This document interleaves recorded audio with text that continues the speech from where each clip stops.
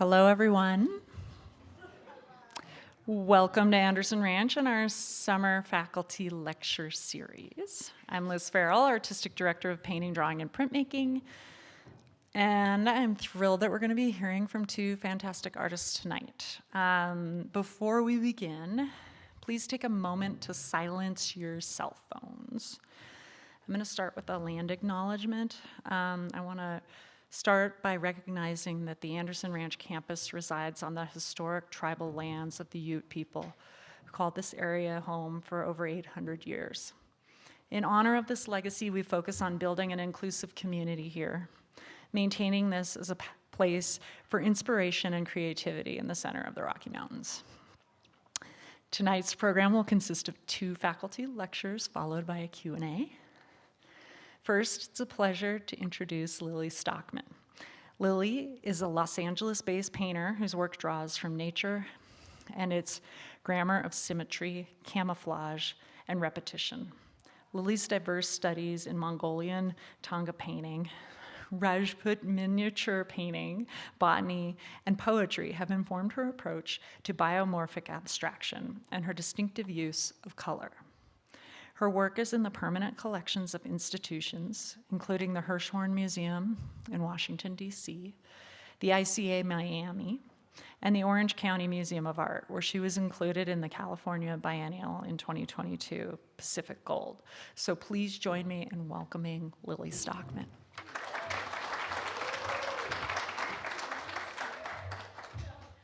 Good evening, everybody.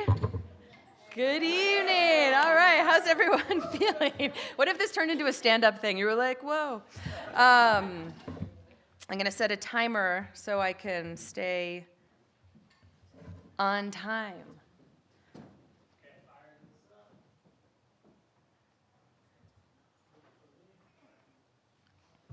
All right, how's the sound? Not too intense? We're good? Okay, cool. Thank you so much for being here. Liz, thank you. This has been already 2 days in, the trip of a lifetime. The privilege of having my mom and my daughter here is something that is so incredibly rare for working artists. So thank you. Thank you all for being here.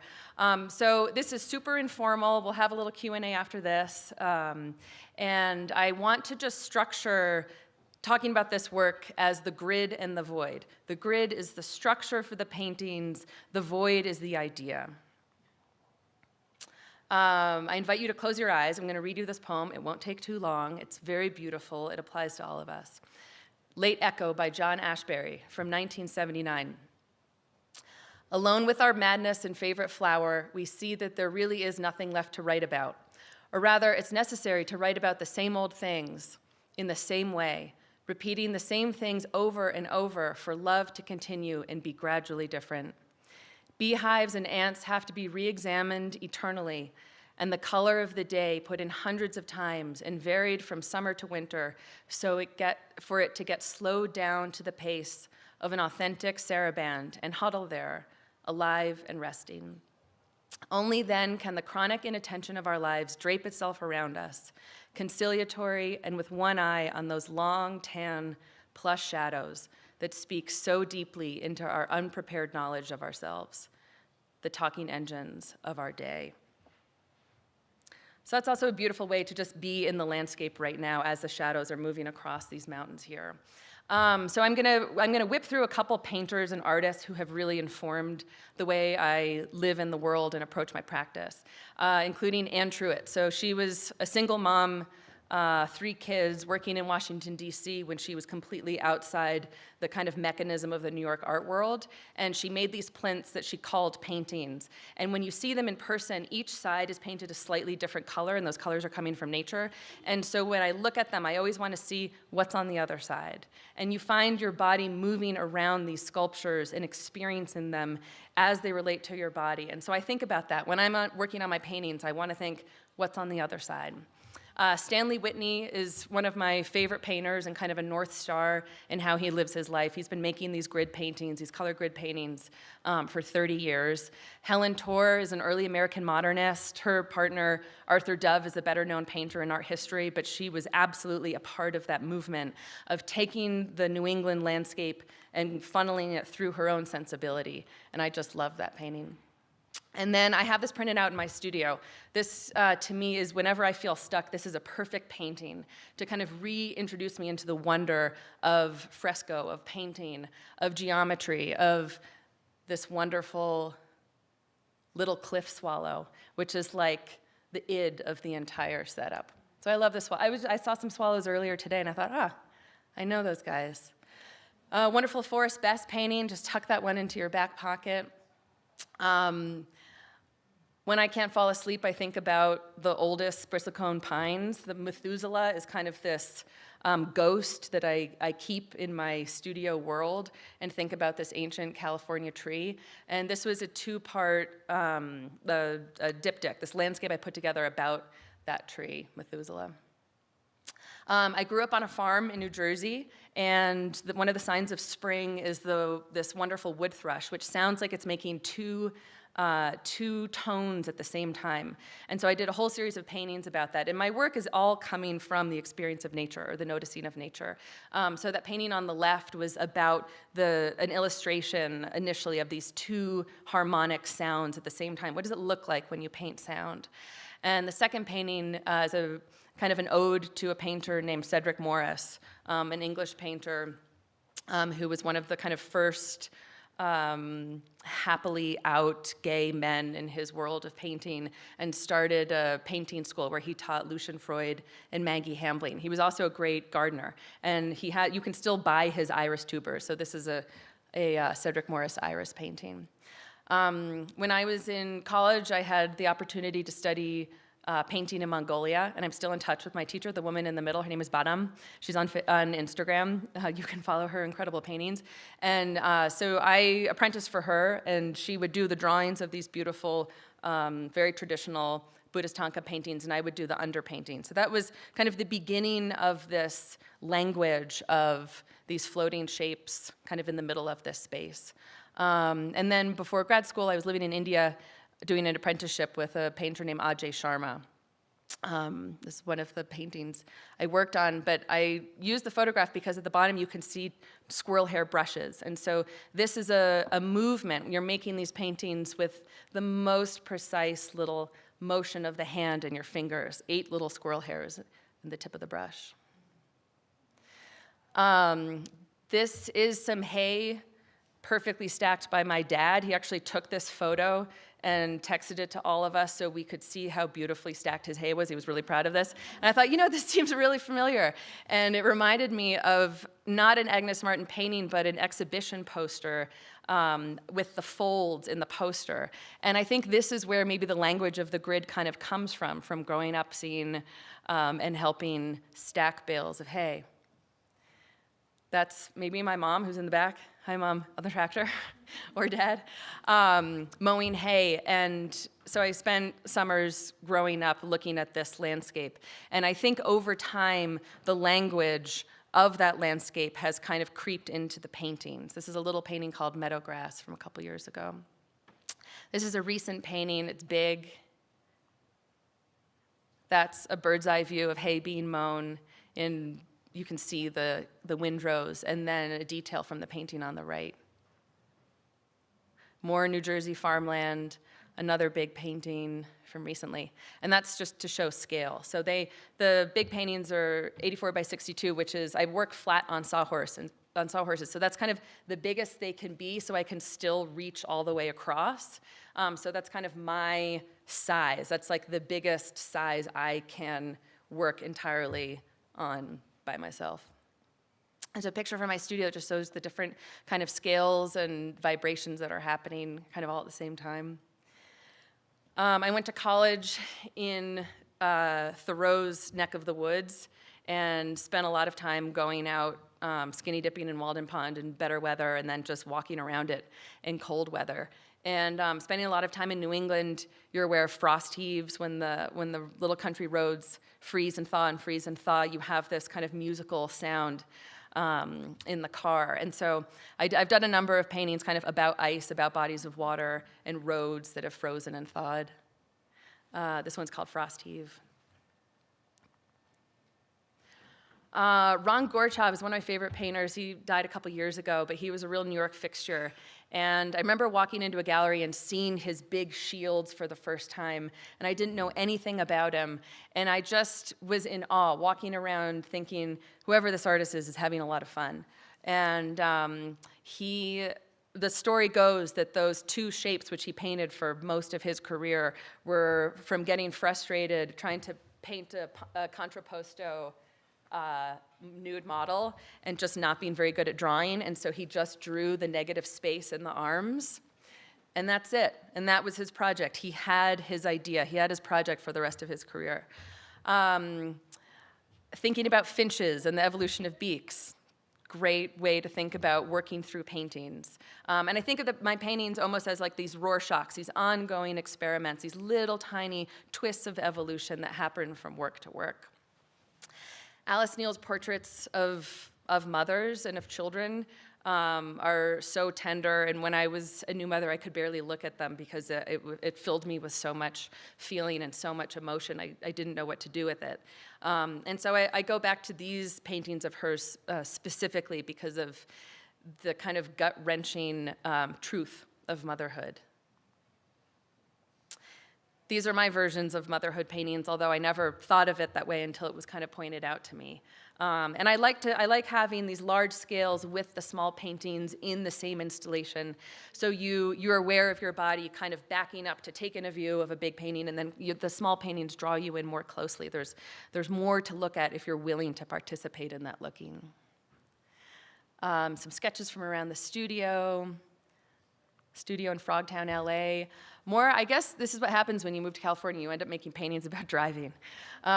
This is a road that some of you are familiar with, Old Woman Springs Road, and there's this big dip between these two kind of geological shelves that come together. And it's where my kids always, put their hands up and make the whoa sound. So I love the idea of even if with my eyes closed, as long as I'm not driving, I know where I am by the sound in the car. So again, it's like the birdsong, thinking about understanding the landscape through other senses besides just looking. This was a big challenge for me. This was an installation last year at a Georgian townhouse in London, which had this wild molding and mirrors, and it was this new element that I hadn't encountered before, which was to talk to the architecture. And green plaster walls. And then this past fall, I did a show in a neoclassical townhouse in Athens, and it was the same idea. I knew there was this wonderful grid in the windows, and so I played with that, and these beautiful skylights throughout the exhibition. And that show was about the recent translation of the Odyssey into iambic pentameter, which sounds super nerdy, but it's fantastic. I highly recommend the Claire Danes audiobook. She reads it in this wonderful kind of galloping lilt. And I hadn't read the Odyssey since high school. And so throughout the reading and the listening to it, I wrote these little phrases down. And to touch the sky with roses was another way of Emily Wilson, who is this classicist who did the translation recently, instead of the rosy-fingered dawn, it was to touch the sky with roses, which I thought had this beautiful action to it. And here's some details. More paintings in the studio, definitely not dry, always working until the last minute. And I did this show with a friend of mine, and we both did this Odyssey show together. So I loved there was this kind of compressed room with both the paintings kind of staring at each other, talking to each other. The reality of life right here, so shooting some images, my baby Freddie, and then 3 kids, playing while I'm trying to finish a deadline. And I love to make work I'll make these Gemini paintings or these sister paintings where these two works they're their own separate entities, but there's some sort of energetic or color relationship between the two of them. Printmaking has become a big part of my life. A friend of mine has a press called Farrington Press, which I highly recommend following it on Instagram because it's off-grid, and the travails of just trying to make prints is so challenging up there. It really has kind of shifted the way I've thought about how simple I want to keep my practice, just the materials that I can basically do anywhere. This is working up with Kyle Simon, the master printmaker, and that's the press. So on the left, that's the initial print. That's just the mother, and then the ghost print on the right. Some prints. The paper has such a beautiful tooth to it. Thinking about the kind of central form in these paintings, I had the chance to go to the Cycladic Museum in Athens last year and immediately thought of Anda Mediata and thinking about some of these, what happens when the figure is actually a figure. I think sometimes in my paintings, I'm thinking of an idea as the figure. Laura Aguilar is another hero of mine, and I love the juxtaposition of this photograph, the self-portrait of hers, next to a Charles Birchfield, where he's kind of cut a hole, almost like a body-size hole, out of the landscape and given you another landscape, which is just totally psychedelic. These are some recent paintings where I started to use more kind of active brush work. You can see the painting on the right in September Heat. We were doing that in our class, some of us, with kind of painting out, which is a printmaking technique when you kind of push the paint out with a really scrubby brush. So you get this kind of roughness. This was a dream opportunity to show with a lot of artists that I really adore and admire at the Palm Springs Art Museum. This was last year. And the space is really wild. It's this big brutalist building. And so the ceiling is stone and concrete. So there's this cool, slightly sinister feeling inside this kind of spaceship space. And then to have all this beautiful light, kind of earthen work hold the space in this really optimistic way was really an exquisite experience to walk through. The Palm Springs Art Museum is where I encountered Agnes Pelton for the first time. This is a recent painting. I feel like my palette has kind of gotten darker, kind of relating to the world in the past year or so. Border of Camellias and Sound of Spring. These are two quiet little 14 by 11 paintings, which are kind of the size of your head or the size of your chest. These are kind of heart paintings. Concert Hall is another recent big one. And then I just installed this last week, this show, at the Le Corbusier Foundation. So it's at an old house that Le Corbusier built in Paris called Maison La Roche. And they made me practice my rolled R, guys. Don't worry, it's just, I came in saying Maison La Roche. And he built this house in 1923 to 1925. And somehow I was the first woman to ever show work in this space, which felt like a very, had great gravitas to hanging this work in a space that had always been dominated entirely by men. It was supposed to be a private home for a collector where he showed his art collection of Picassos and Braques, and a number of other works have been shown over the years. And I had Le Corbusier's color Bible, and the paintings came out of his colors and playing with all of these incredible details in the architecture. This is the dining room, and none of the furniture could move. So it was this wonderful challenge to make work for a domestic space that was also never really used as a domestic space. It was the idea of a perfect house, but it was basically a place for parties and art exhibitions. And the walls in the dining room were this incredible apricot. More installations with the furniture, which was really wonderful. And I was thinking about the grid on the floor, the reflective qualities in some of the bedrooms had this wonderful chocolate brown, all of the bars and railings and cutouts in the building. So the building itself is almost like being inside a painting. And that's a Le Corbusier. This is a perfect Anderson Ranch sculpture. This was a sculpture he made with his ongoing collaboration with a cabinet maker who helped make all of his sculptures. So that was one of the sculptures that we left in there with a painting called The Architect. Thank you.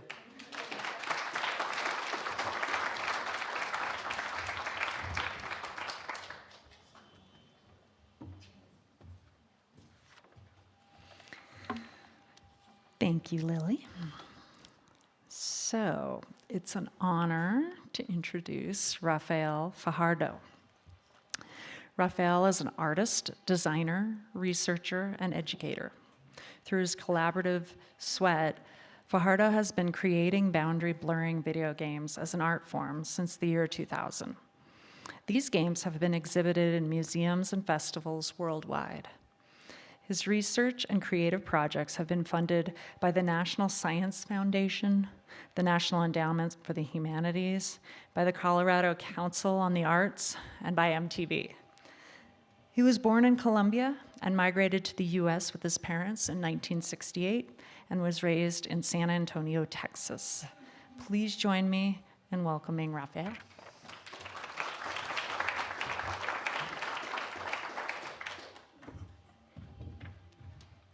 Howdy, y'all. I'm going to be a little distracted. I got some very good news this morning in an email during our break. I'm here to teach children how to make video games, or try to teach children how to make video games. I got an email from my university, and I have, I'm now officially promoted to full professor. And so as a Latino man in the United States, I think it's important to just sit with it for a little bit. Less than 0.5% of Latino males in the US have a terminal degree.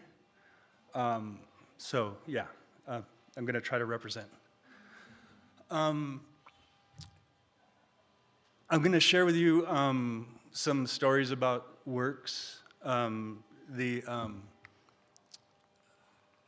Last time I gave a talk similar to this here at the ranch, I gave an origin story, and I believe it was recorded, so I'll just let you know that I started down an education path. When I was 10 years old, I knew I wanted to be an artist. My immigrant father did not want me to be an artist. He wanted to be a doctor, lawyer, or engineer. I happened to have some mathematical gifts that testing highlighted. And so I did start off my college career as an electrical engineering major. Didn't do well. Was not what I was supposed to do. But I did learn about computers, and I found my way back to visual art.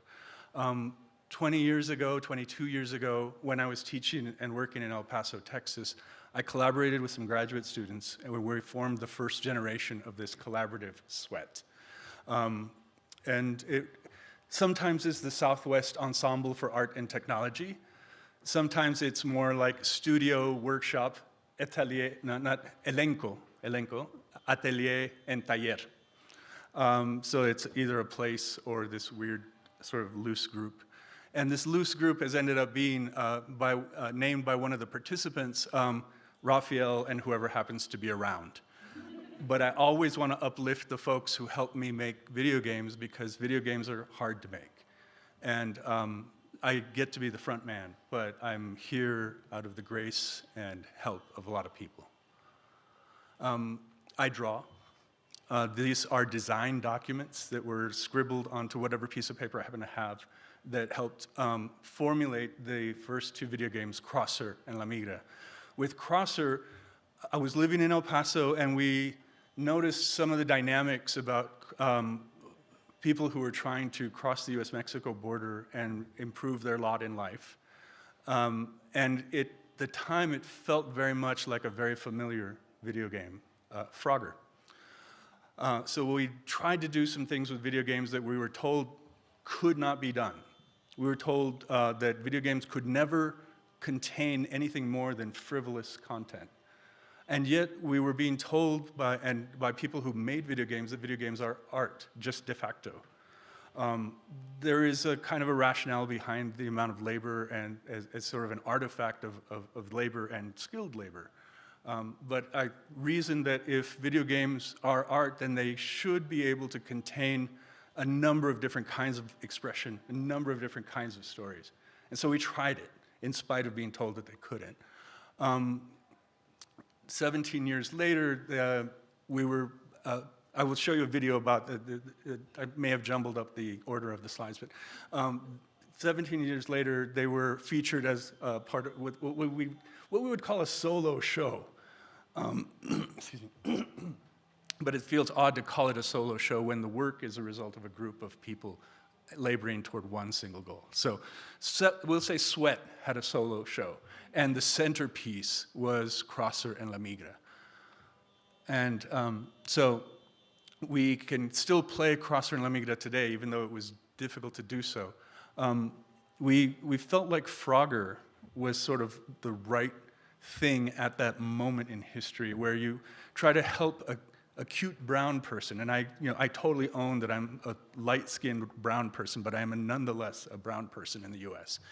And you try to cross IH-10, you try to cross the Rio Grande, and you try to cross IH-10 and reach the green card at the top. That's the gameplay. It is essentially the gameplay of Frogger. And at the time we built this, Frogger was the most commercially successful video game in history.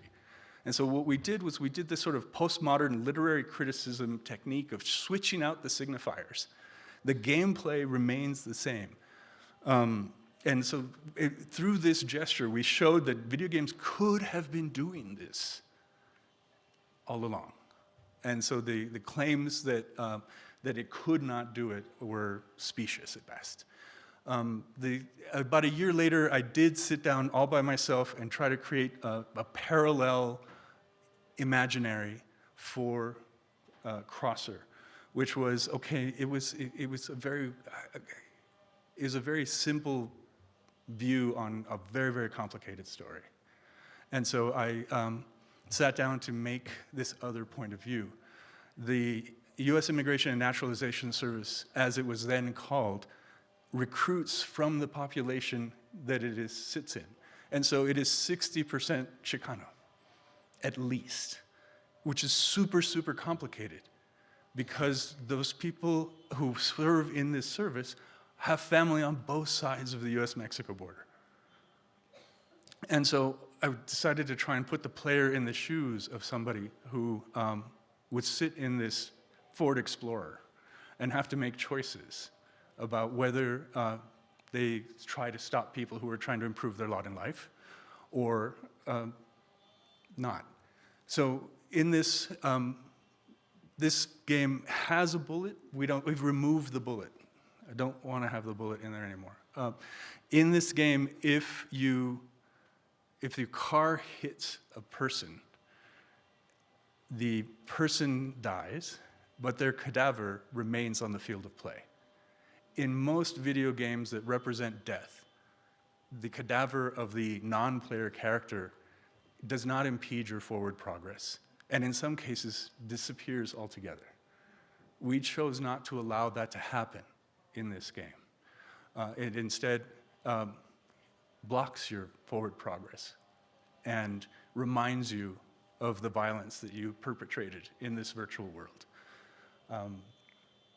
And yeah, so we'll leave that one there. I am originally from Colombia, South America. I have cousins who were sent up to study because Pablo Escobar threatened somebody's parent. So I grew up with the consequences of the US policies in the war on drugs affecting family members. This very beautiful screen capture of a three-dimensional video game that we started to create in 2013 is about growing poppies and cutting down poppies. Most of people will understand Colombian drug cultures from marijuana and cocaine. My mom actually saw the cultivations of opium poppies also, alongside the sort of a strip about a meter wide, alongside coffee cultivations. And so the people who would work the coffee plantations, at the end of the day, would go and harvest the latex from the poppies and have a secondary cash crop of their own. And vertical integration, such as it is, it's very quietly, Colombia is an exporter of opium. And so we built a very, very large video game with sensors that, so the technical side is like your body is the controller, and we'll let this one go for a few minutes while we were play testing with very, very young players to see if they could learn, and they would learn in about 30 seconds how to play the game. And the mechanic was, if you are closer to the screen, you'll cut down the poppies. If you're farther from the screen, you will plant poppies. And as you plant poppies, the landscape becomes really, really beautiful. Here in this particular version, all of the poppies end up being red, but we made multicolored poppies. So we were trying to make commentaries on landscape painting. And this was designed in such a way that you could, in one playground, grow poppies and accidentally cut poppies in one next to you or behind you, so that you would always have unintended consequences to your actions, which in something as complicated as policy, and drug policy in particular, we always end up with unintended consequences. And the little 3-year-old in the front learned how to play the game in under 30 seconds, and he was a joy to watch play test the game. I've got a longer video of him play testing the game. It's just amazing. A couple of years ago, and I really have a very loose handle on calendar time, so forgive me. We were invited to submit, we were invited to create a game for the 300th anniversary of the founding of San Antonio, Texas. And it would be shown in one of the official galleries that were showing work. It was kind of special to be, invited to make, as a video game maker, go and ask to make a game to commemorate this thing. It was not the right thing to do to commemorate that founding in the literal sense, because it's the founding of the mission San Antonio de Valero, popularly known as the Alamo. And I didn't really want to celebrate the perpetration of the violence against the indigenous populations. And so we set the game in a pre-inhabitation area where the monarch butterflies were already in their migratory path through. It's tens of thousands of years of migratory path for the monarch butterflies from deep central Mexico up to northern US and Canada. So what we did here is I modeled a tree limb that was in the back of the house where I grew up. And it overlooked this we were on the top of this hill, and there was this dale. Somebody I grew up with saw the video and said, "Hey, that looks like your house." And I said, yes, it was our house. But this is from long before anybody lived there. And what happens here is as long as nobody's around, the butterflies will come and alight on the branch. But when a human comes up to view the beauty of the butterflies and the beauty of the landscape, the butterflies will be frightened and fly away.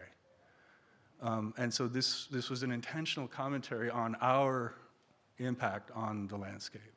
And it's sort of an attempt to frustrate the viewer. And so the viewer doesn't always know that they're playing a game, in which case we as the creators were playing a game with the viewer, sort of unexpected participant of the game.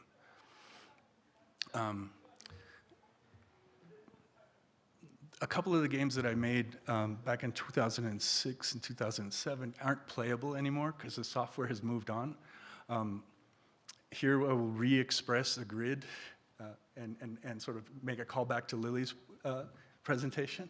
But also I will, instead of avoid, I will talk about instability, because the technology that I work with is constantly changing. And so it's making like a sandcastle on shifting sand. And so here I'm rebuilding an older video game about growing poppies and cutting them down. This is a work in progress, and it's being built in the same piece of software that I'm using to teach the kids in our workshop as a kind of a proof of concept and as a way to conserve. I have to rebuild the work so that others can play it and have a chance to see it.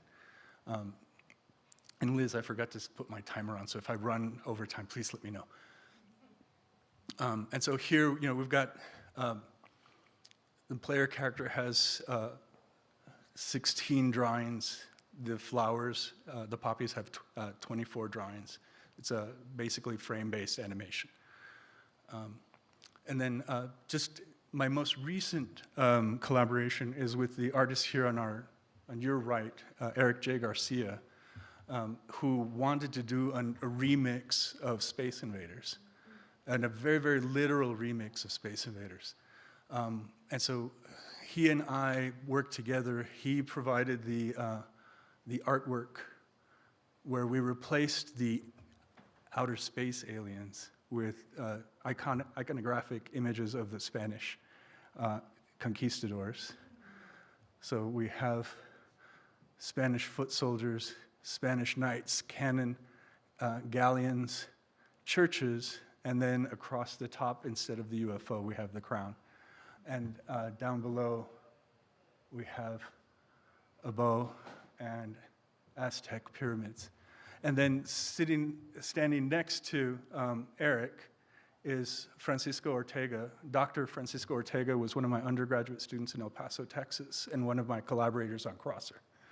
And he's now also a full professor at Texas Tech University. And so they got a chance to stand together in front of this, and I felt really a beautiful closure from it. What I'm working on now, some of the stuff I started in late 2022, late 2022 here in Anderson Ranch. I'm still trying to bring back into my practice stories about Colombia, and but it's hard because I have to do it from a distance. I grew up here. I don't live there. I have a brand new friend in Jim who has probably seen more of Colombia than I have seen, because when I go back, I go to one specific place, and it's intense trying to hug every single aunt, every single uncle, and every single cousin. And so I don't get to see a lot of the country. And so trying to think about what kinds of stories I might tell.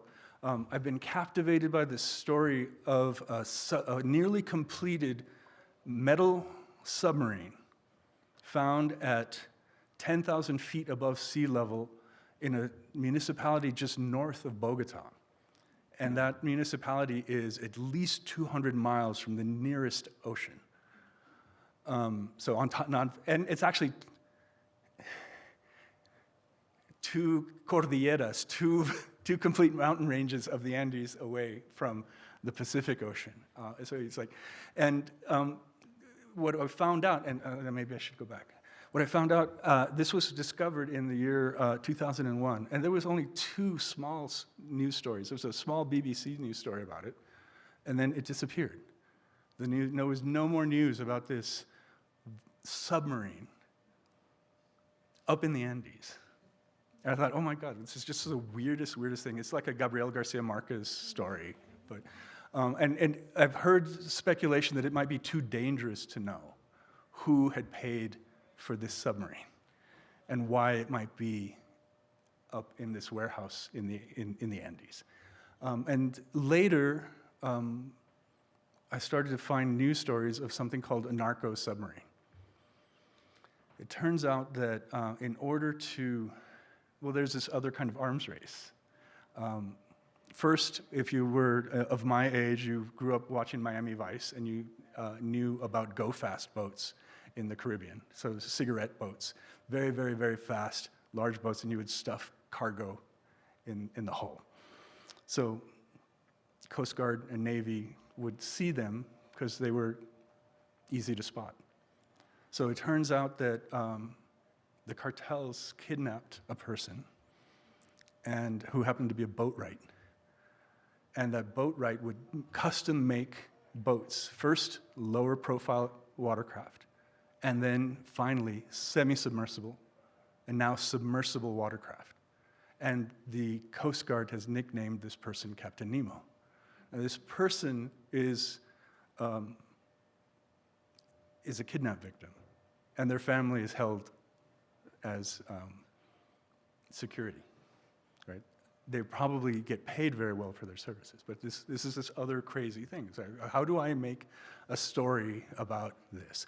And so I'm starting to experiment with different, very, very low resolution game-making platforms to try and talk about Captain Nemo, Juan Valdez, who is, I'll mention for the first time tonight, who is the Colombian coffee representative for the last 30 years. And so I'm just sitting here. These are works in progress.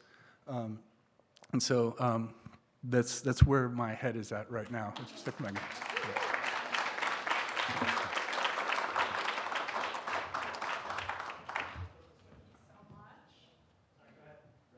Thank you so much. We are going to take questions. We're going to grab some chairs and have you come up to the front. And if you have a question, please raise your hand. I'll bring the microphone to you. Thank you so much, both of you. It's all good.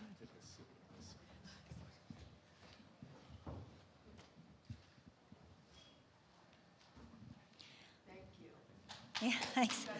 Hey, is this on? Oh, yeah. Hey, hi, Rafael. It's great to see you here again. I wanted to ask, and maybe you had explained this, but I'd like you to talk a little bit more about why you use the old game format.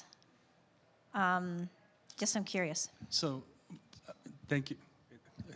The one part practical, one part aesthetic. So practically, the newer tools. So we used Unity which is a newer tool, a more contemporary tool for migraciones, which is the one with the butterflies. Last year, as luck would have it, we thought we were going to be able to stabilize using a tool like Unity, which allows you to either make two-dimensional games or 3D modeled games, and it allows you to create photorealistic lighting if you want to. Last year, and I don't remember specifically which month, Unity announced that it was going to change its terms of service so that you could still use it for free, but if anybody installed it, which is to say, if I gave away a copy of the game, then Unity would bill me for the copy that somebody installed. So I could not even give away games without having to owe somebody for the privilege of having used their tool. So in part, I'm trying to explore what are the capabilities, the expressive capabilities of free and open source softwares. In terms of more contemporary toolkits, there's a free and open source game engine called Godot that was actually, the primary programmers are from South America. And it looks like it might be the right one to go with. And then on the pragmatic side, if I'm doing something all by myself, then I'm going to look for a simpler tool that I can work with, because it's a slow process and the simpler tool might let me go faster. I want to reach the fluidity that I have with a pencil with the programming environment. And that way, finding the tool, in 2010, I had a tool that would do that, and then it went out of business. And then, because there was nobody supporting it, the new operating systems wouldn't play it. So I am a home for wayward computers.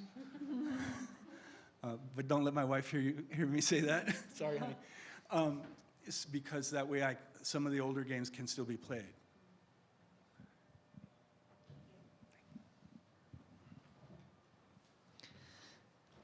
I have a question.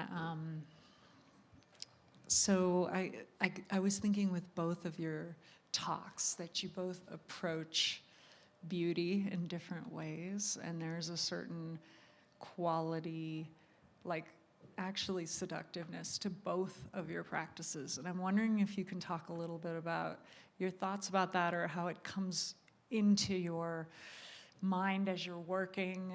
Do you push against it? Do you embrace it? How do you use it as a tool?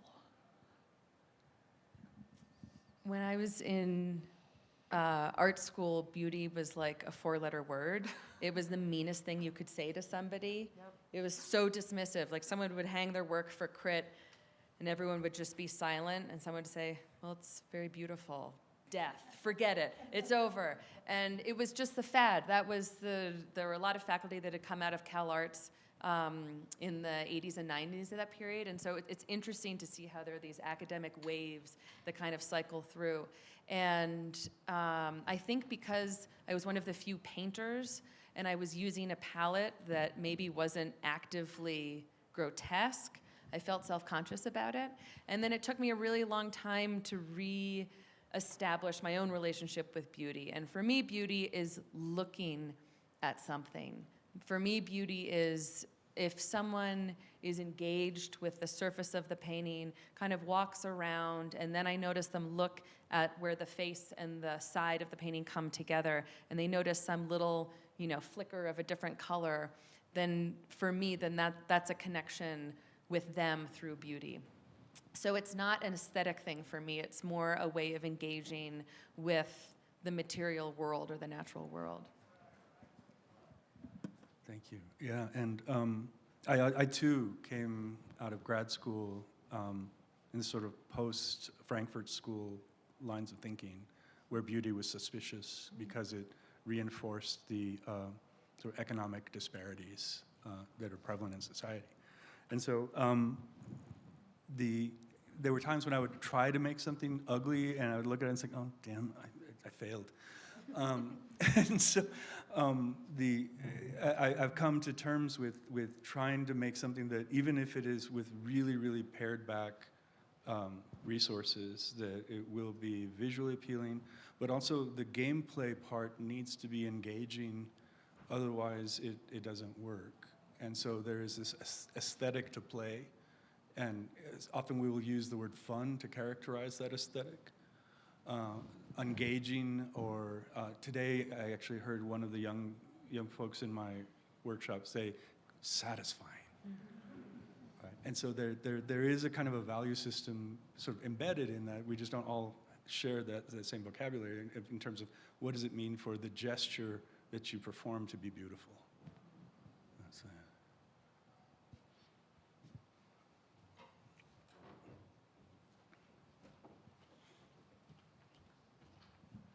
I feel like both of you are working with boundaries too, or like, I don't know, with Lily's paintings, there's like membranes.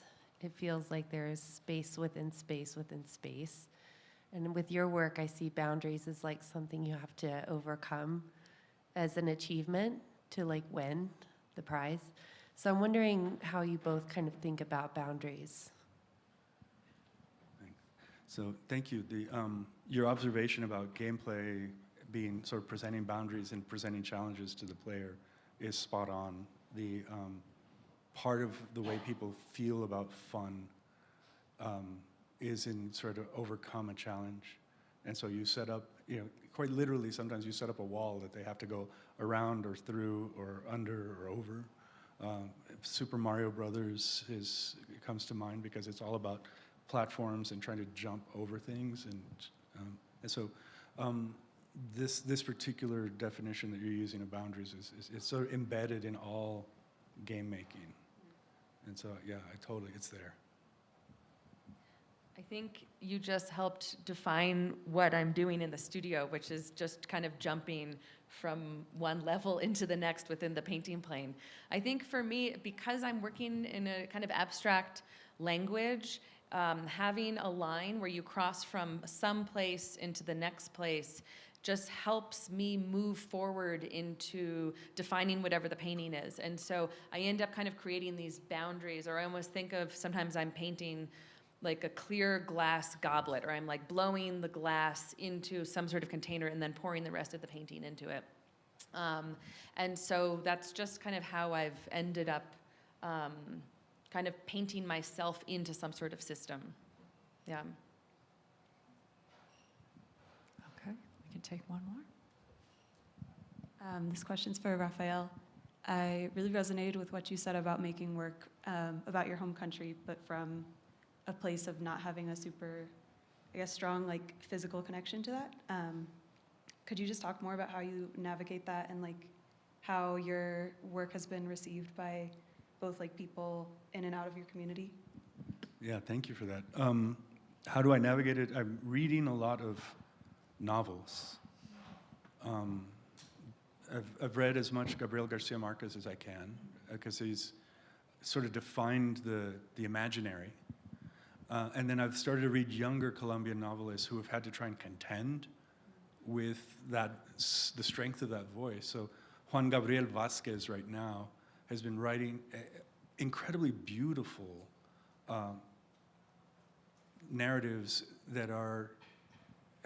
trying to contend with and understand what it meant to grow up during and just after Pablo Escobar's existence in Colombia.